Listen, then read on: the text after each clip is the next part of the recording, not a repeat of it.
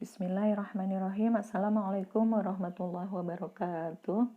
Apa kabar anak-anak yang soleh dan soleha? Alhamdulillah, luar biasa, Allahu Akbar. Semoga kalian sehat dan tetap semangat ya. Dan selalu ingat bahwa Allah bersamaku, Allah melihatku, dan Allah mengawasiku. Oke, sebelum kita mulai belajar, marilah kita berdoa terlebih dahulu. Bismillahirrahmanirrahim. Rabbi zidni ilman nafi'a warzuqni fahman thayyiba. Baiklah, pada hari ini kita belajar fikih tentang sholat, yaitu pertama makna sholat.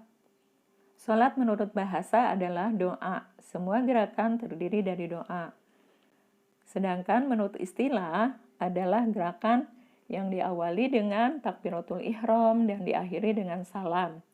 Sholat merupakan rukun Islam yang kedua yang diperintahkan Allah Subhanahu wa taala ketika Nabi Muhammad SAW melaksanakan Isra Mi'raj. Sholat juga merupakan tiang agama. Dalam hadis dikatakan, as-sholatu imaduddin. Sholat itu adalah tiang agama. Sudahkah kalian mengerjakan sholat? Pasti sudah, bukan?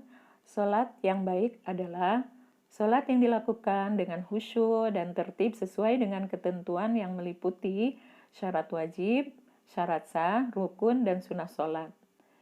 1.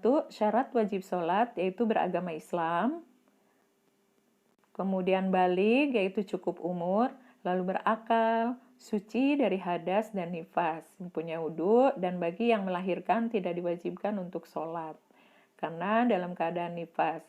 Kemudian sadar kita tidak sedang tidur atau mabuk. Yang kedua, syarat sah sholat. Suci dari hadas dan najis.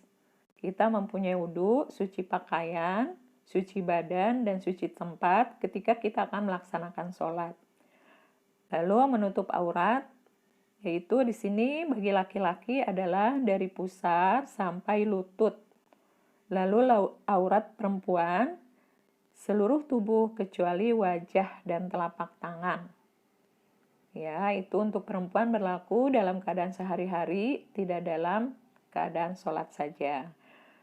Lalu menghadap kiblat. Kita sholat menghadap kiblat, itu syarat sahnya. Kalau tidak menghadap kiblat, sholatnya tidak sah. Lalu sudah masuk waktu sholat. Ketika kita akan sholat, maka kita harus menunggu masuk waktu sholat dengan ditandai berkumandangnya waktu azan. Yang ketiga, rukun sholat. Pertama niat, sudah jelas niat karena Allah. Lalu berdiri bagi yang mampu, yang sehat. Apabila yang sakit, kita bisa melaksanakan sholat sambil berdiri atau berbaring. Dan tidak boleh meninggalkan sholat dalam keadaan apapun. Takbiratul ihram, yaitu mengangkat kedua tangan dengan mengucap Allahu Akbar. Lalu membaca surat Al-Fatihah, kemudian ruku sambil membungkukkan badan dengan lurus, kemudian i'tidal yaitu bangun dari ruku, lalu sujud. Selanjutnya duduk di antara dua sujud, yaitu duduk iftirash. Duduk tasyahud akhir disebut dengan duduk tawaruk, badannya agak sedikit miring. Lalu membaca doa tasyahud akhir dan membaca sholawat atas Nabi Muhammad SAW pada tasyahud akhir. Kemudian mengucapkan salam yang pertama, lalu tertib. Tertib itu berurutan dari awal sampai akhir. Itu saja materinya ya tentang syarat wajib, syarat sah, kemudian rukun sholat. Ketika kita sholat tidak boleh satu pun tertinggal.